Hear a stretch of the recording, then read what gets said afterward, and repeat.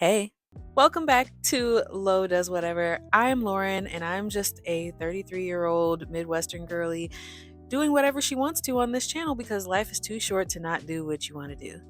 Today, we are going to be discussing something that I feel is personally challenging to me. And again, I just want to stress that it's personally challenging to me. It may not be all that challenging to you. I'm going to be yapping about how being fat and black and being at an age now where I'm older and trying to find my personal style causes a little bit of an issue when it comes to being desirable romantically. Disclaimer, I am in no way stating that dopamine dressers and people who are alternatively fashion inclined are incapable of having fulfilling romantic relationships, as oftentimes they do. But for me, there are a number of factors that play into the struggle that I have with being desirable, especially in a time where my style is starting to shift more into the person that I always wanted to be, but was too scared to be because of the era that I grew up in. And because the world is still, for the most part, very fat phobic. What I'm going to be discussing today is my own personal struggles with personal style and where that is intersecting with me being chronically single. In order for us to kind of discuss where I'm at right now as far as my personal style, although I'm pretty sure you can see where we're headed and what we're doing here, we have to kind of talk about where I came from as far as personal style. But before that, let's talk about the word personal style.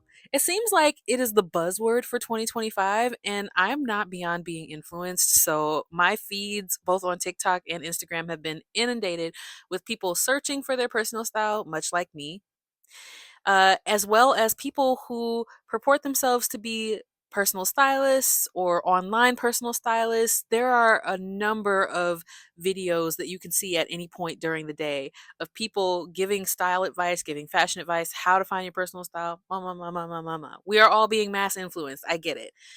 But I don't think that this is a bad thing, not in this time, because the conversation around finding personal style is an evolution from the conversation around sustainable fashion, which is something that, as a person who does shop fast fashion, it is something that I have to think about in order to make better buying decisions.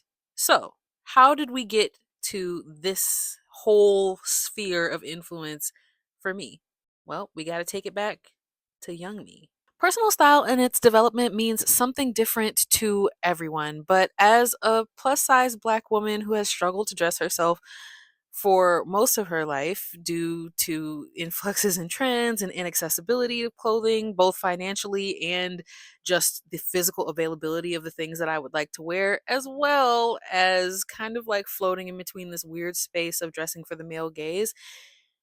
I am also someone who is in the throes of an unsuccessful search for a partner in crime. So, me finding my personal style and realizing that it doesn't align with dressing for the male gaze has put me in a little bit of a crisis mentally when it comes to what to do about this specific thing. So, let's talk about where I've been and where I'm headed.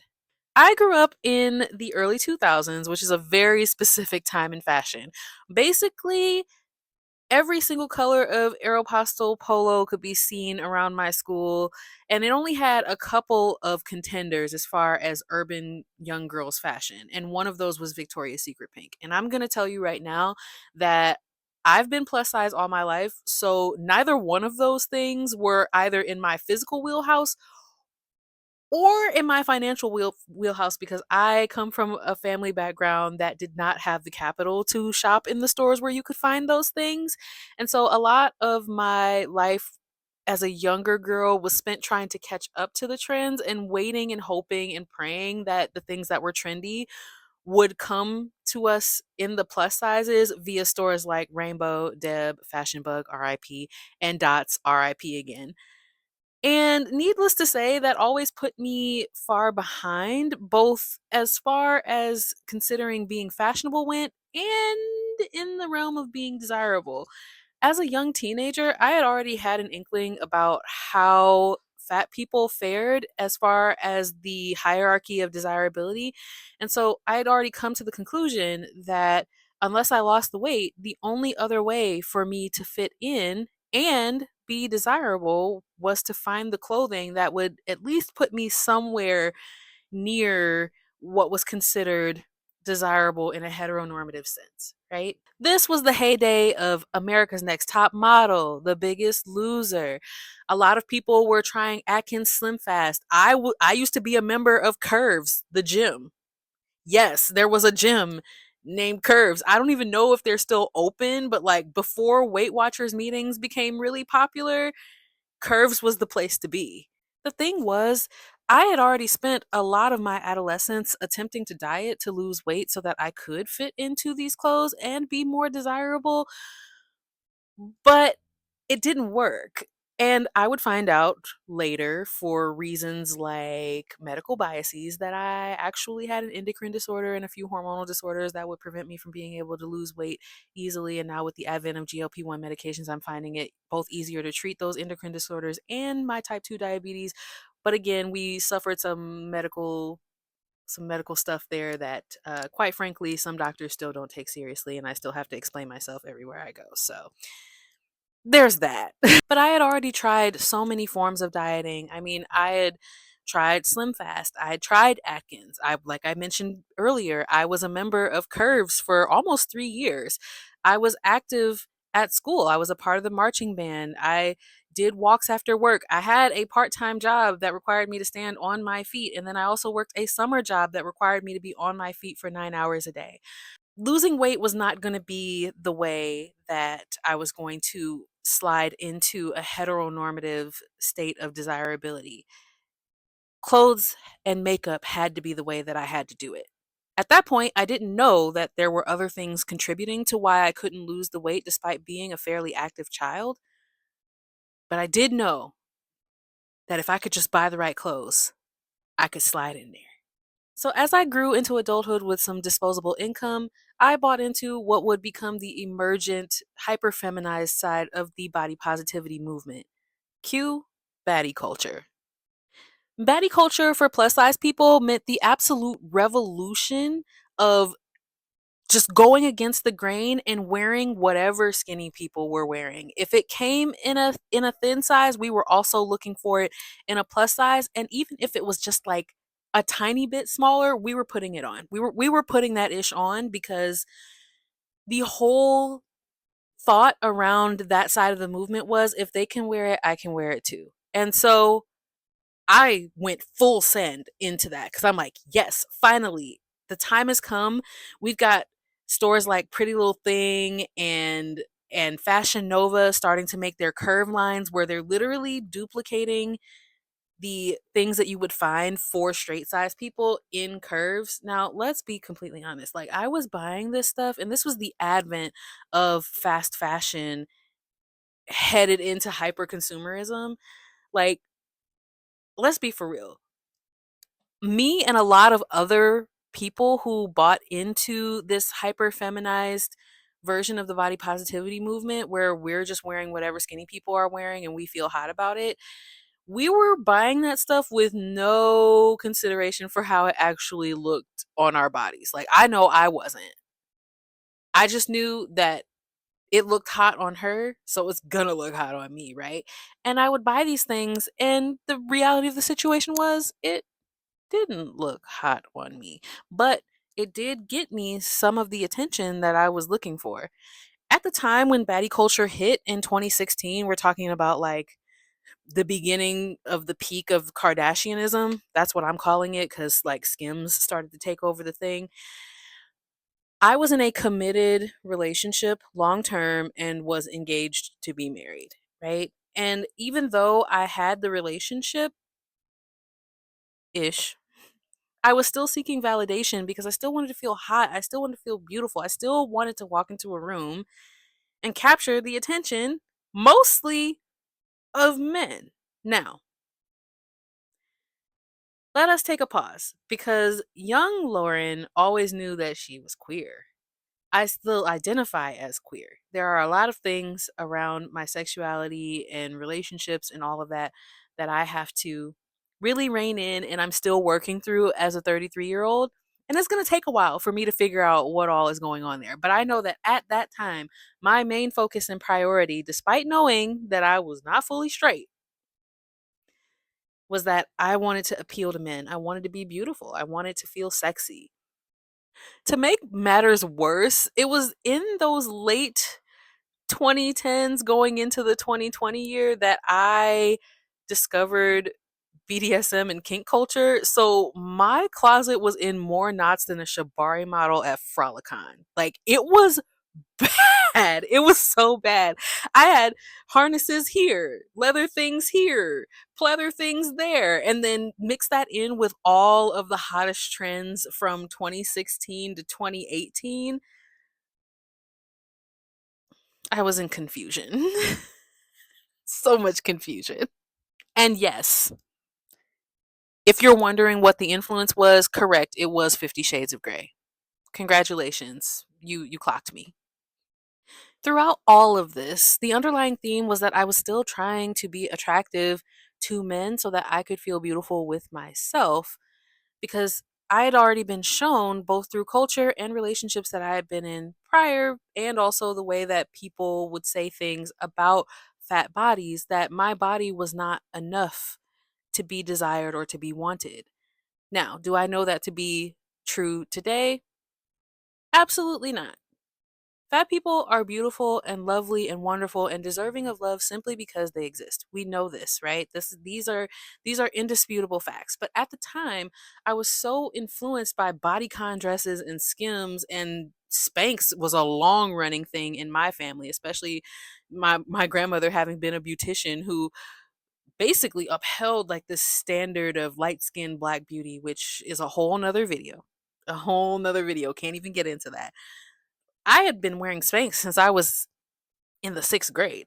So this bodycon culture, this baddie culture, it kind of felt at home, but I knew that it was alien to who I actually was and who I wanted to be. Because somewhere deep down inside of there was a girl who loved funky rainbow earrings and weird prints and space print skirts and brightly colored tights with prints on them. But like, it was 2016. Put the bodycon dress on and shut up, right? I've also been a cosplayer for over a decade, so alternative fashion styles were not new to me. And I found myself falling more and more in love with Asian styles of dress, like the K styles of dress, Lolita fashion, and just really quirky, fun things, which also we tend to find that those quirky styles of dress usually tend to be seen more often in the queer community. Me figuring out that I was queer kind of aligned with my yearning and desire for all of these weird, funky pieces of clothing that didn't fit in. The thing about it was that at that time, there was really a hard line between what was considered desirable and what wasn't. And as we were approaching the end of that 2016 baddie culture, I was also exiting that long term relationship, right? And I was really, really lost because I knew that the person I wanted to be was way more free than what was in the confines of baddie culture, but I was single again. And I was like, there's no way I'm going to be able to find someone to date because at that time, being quirky and being alternative and being different, especially if you were fat, and add on to that, that you didn't see very many black folks participating in that style of dress that I was interested in, the likelihood that you would find someone, especially if you're talking in a cis heteronormative space, the likelihood that you would find someone who would be willing to engage with you and not think that you were an absolute weirdo was slim. Let's just be really honest. Back then, we know what it was. We know what sexy looked like. And it was not the version of me that I wanted to be.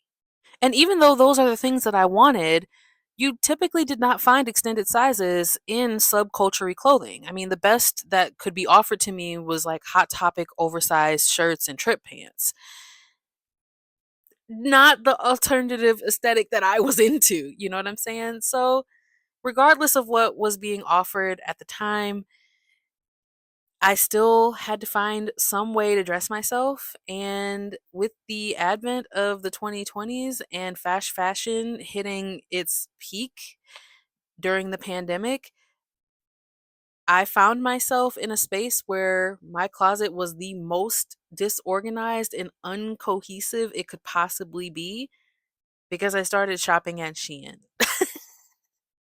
Add to that in 2021, I started performing burlesque, and that led me straight down a rabbit hole into vintage fashion, mostly 40s and 50s style clothing, yet another kind of fashion that's typically not led by fat bodies and definitely not black ones. Let's be clear, I love the way that I look in vintage fashion.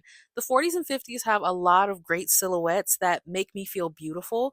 And a lot of times, I'm not even really thinking about men when I wear vintage fashion because if I try to think too hard about the male gaze in vintage fashion, I get pissed off because they look at me and see like someone who might be traditional and I'm the furthest thing from that. Let's run back the fact that I am radically black, okay?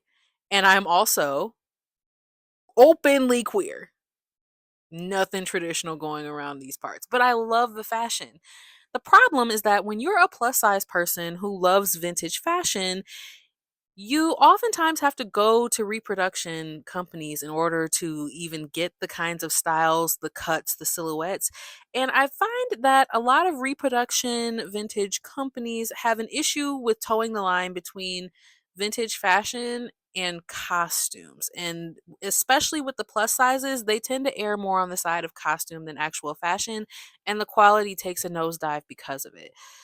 This is in part why finding personal style is a lot about studying the aesthetics that you want to wear. Because a lot of times, if you go straight to a company that says, we make this kind of aesthetic clothing, you're going to find that the quality is what you want to do is you want to find ways to take modern clothing or modern cut clothing and find the silhouettes that fit into the aesthetic that you're wearing, which is a whole nother video. And there are plenty of people on YouTube. The Glambassador is one person that I recommend 100%. If you're into vintage fashion and you're a plus size person, they have videos upon videos upon videos about how to do hair, makeup, how to find cuts, and all that stuff. Go follow them. They're great. At this point, when I'm discovering that I like vintage fashion, I am long gone out of that long term relationship and very much living my bisexual reality or nightmare, depending on who you ask.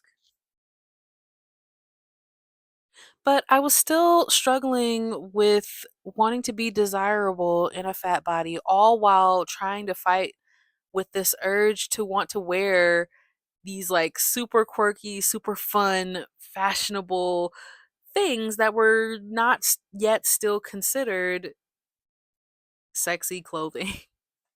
The advent of Shein as a major fast fashion retailer sent me down a rabbit hole that honestly I have regret about, but also am thankful for because I realized that the accessibility that Shein provided to plus size people, as far as being able to clothe themselves in styles that are traditionally reserved for thin bodied people, is something to be celebrated, but it does not come without its costs, right?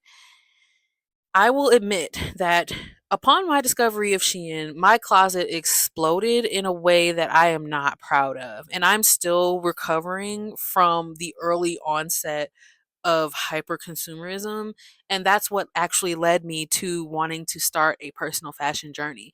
I'm not going to sit here and fake the funk with you right now. Hat, shirt, sweater, all from Shein, okay? The difference between who I was in 2020 when I started shopping on Shein and the person that I am now is that I am making more conscious decisions about what I am buying. We are not doing $200 Shein hauls. As a matter of fact, right now I am on a 2-month no buy because I just want a moment to reset my brain and think about what it is that I actually want to wear. There are always going to be conflicts about whether it's right morally to purchase fast fashion items, but as a person who is of size and a person who does not have $98 to spend on jeans, sometimes we make choices in order to clothe ourselves that don't necessarily align with what we want to be, if that makes sense.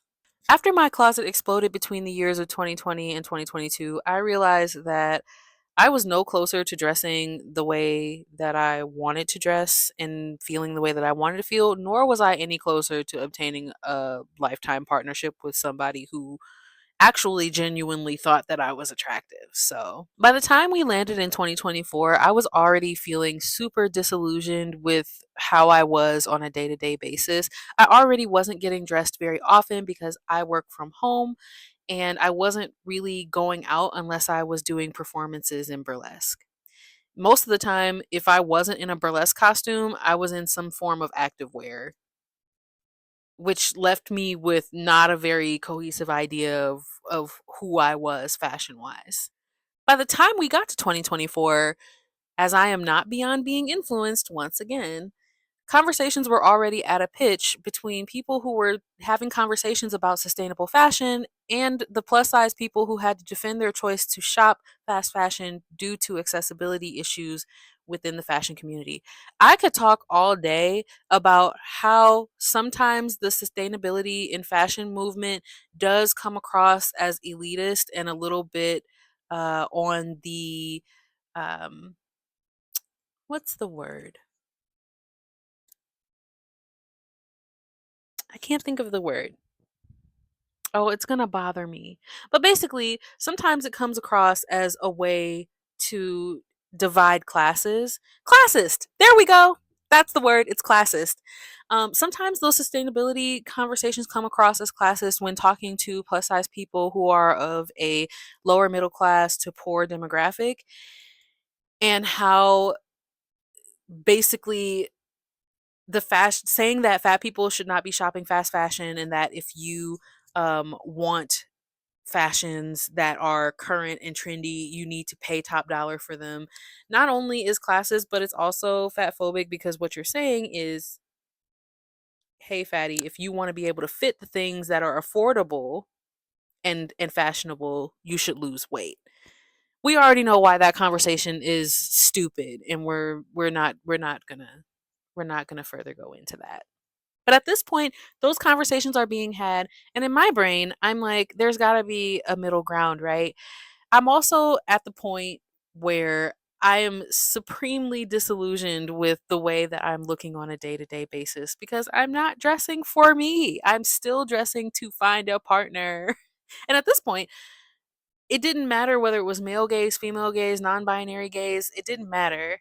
I was dressing to be attractive or what I thought would be attractive to other people. And that's exhausting, especially when you have to make up so much space in your brain to just figure out how to clothe your body when you're fat and you got to find stuff. Ugh, it's exhausting. It's already enough to have to put on clothes in the first place because it's illegal to go outside naked. If I'm going to have to do all that, I should be doing it for me. You know what I'm saying? And you should be doing it for you. As these conversations continued to roll on, I found myself at a crossroads, and that led me to a place where ashamedly, I ended up donating or throwing away a lot of the things that I purchased between the years 2020 and 2023. Now, in my defense, some of that stuff had to get thrown away because I am a type 2 diabetic and I am in the process of getting my A1C under control, and that does come with some weight loss. Full disclosure, I am on a GLP-1, so weight loss was going to be unavoidable for me for the most part. Those conversations about sustainability and shopping sustainable started to turn towards personal style because a part of sustainable fashion is deciding what it is you really want to wear, buying things that actually will have use and wear in your closet. And so this whole conversation around personal style has now developed, and we find ourselves in 2025 with a very uncertain economic position because of things going on in this country, uncertainty about whether we'll be able to continue to shop fast fashion, and a recent pull back to thrift shopping, upcycling, and even the resurgence of making your own things, which I have been a sewist for a long time. I make my own cosplays. I've recently started getting into making clothing that I wear outside of cosplay and making my own Lolita fashion. More on that later, and there's a video up right now on my channel of me sewing a JSK if you are interested in that. In the middle of those conversations, I realized that in order for me to be a better person in general when it comes to buying clothing, even if I can't be the person to shop 100% sustainable, I had to make a decision. Continue to dress for romantic partnership and hoping that someone would find me attractive enough that when they find out later what my style is really like, they won't leave me, or embrace my authenticity and begin to dress the way that I wanted to dress. And so, obviously, as you can see from my outfit today, I have made the decision that I am no longer dressing for a partnership. But where does that leave me romantically? Objectively speaking, dressing alternatively is the opposite of conformity, which is what the patriarchy dictates is desirable because there's all these prescriptions of what the ideal woman looks like, and the ideal woman is not wearing clouds on her skirt, right? At least not according to the patriarchy. The reemergence of tradwives as something to be aspired to, and our recent political climate shift into more conservative takes leads me to believe that in the current dating pool, there are a lot of men specifically who would be avoidant of someone who wears alternative fashion because it's seen as kind of like a red flag. If you dress alternatively, you are automatically labeled liberal or leftist. Whatever your political leanings might be, if you dress as someone who wears bright colors and funky prints and you might have hair dye, you are automatically prescribed this like giant red flag by more conservative men, right? And conservative men are not the only men that exist, but within the dating pool, men tend to influence each other a lot about what is desirable. And at least from where I'm sitting, there's been a lot of closed mindedness around people who are into alternative fashions that are less edgy. Like, I'm into Lolita fashion. I don't know very many men of my age who would look at my Lolita fashion outfits and be like, yeah, that's the girl I want to be with. I don't know a lot of men who would even look at this outfit that I have on and be like, yeah, she's so sexy.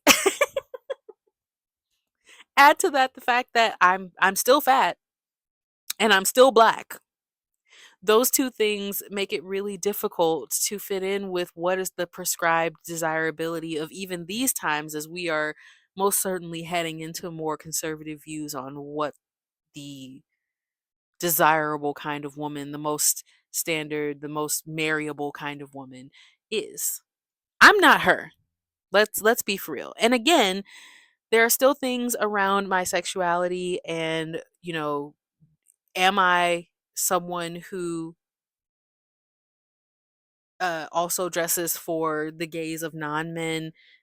That is to be debated. We're in a weird space right now. But essentially, we're in a time where a personal style that does not project this clean, feminine, soft version of a woman is seen as some kind of chaotic being that cannot be a man's piece. And look at me. Do I look like I'm peace to any man? Mm-mm. When there is someone like me who is fat and black and dresses alternatively, you are either a challenge to be conquered by someone who is more conservative or too big of a red flag to bring home to his secretly Republican parents. In the veins of personal style, someone like me who likes to wear funky prints and dress quirky, it's really hard to find inspiration and really pin down what it is that I want to look like because there's not a whole lot of reference material for me. A lot of times in the personal style space, especially right now as it's blowing up in spaces like TikTok and Instagram, the most viral people of color that I see in kind of dressing this like dopamine dressing and wearing these bright and funky things, it's usually people who are straight sized. Not seeing a whole lot of POC plus size people wearing the things that I like to wear. And so you might look at me and go, well, Lauren, why don't you just do it? I'm trying. That's the thing. I'm trying to, but I'm looking at my closet and going, I don't know, man. And I still despite coming to the conclusion that I want to dress for me, I still have to fight off that very rat part of my brain that's like, no man is going to want you like this.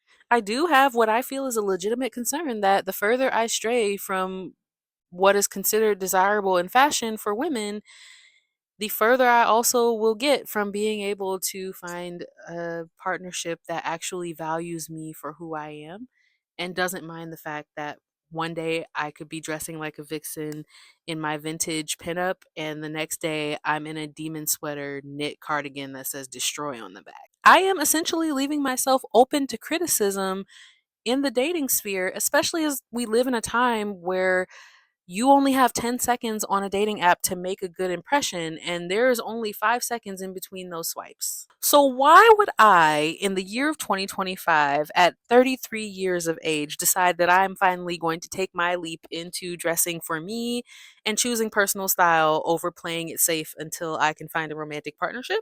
The answer is more simple and clean cut and irrational than you might think it might be. And it's simply that I just want to be happy. As I've stated before, my whole reason in starting this channel is to document me living life and being vibrant the way that I always wanted to be, with very little filter. I won't say no filter because I still do care to some degree what people think about me, but I want to let go of this hold that the people's judgment has on me, right? And a part of that is allowing myself to dress freely, wear the fun stuff.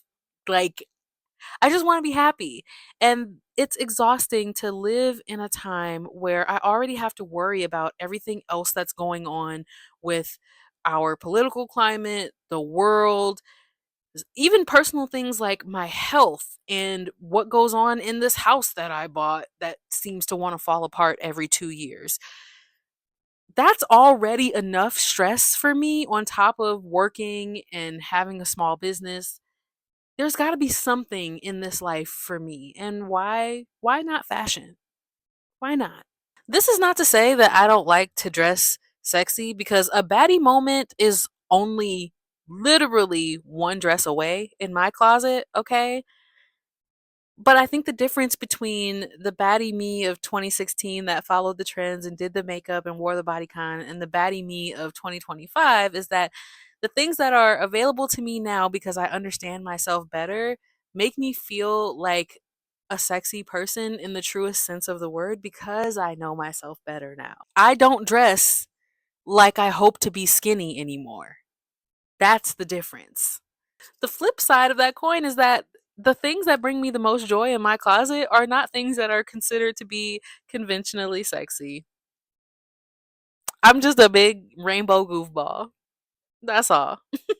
What I like to wear is fun and goofy and eye catching and sometimes soft and feminine, but it is unapproachable in a way to people who are not open minded to what different forms of soft and feminine could look like. And that's mostly because the things that I like to wear don't ascribe to what other people feel make them feel safe and assimilated. My general thought about coming into personal style as a single person who is dating and trying to find someone who will value who I am is that if the way I dress scares you, then everything else about me will probably give you recurrent nightmares. And that just means fundamentally you and I won't mesh, probably. Longevity, comfort, and authenticity are top matters for me when it comes to being in a romantic partnership with someone, and they should be for you too. At the end of all this, I'm still growing and evolving and trying to figure out where I am in my personal style journey. And I feel like it's just going to get more and more unhinged from here because I just love weird things.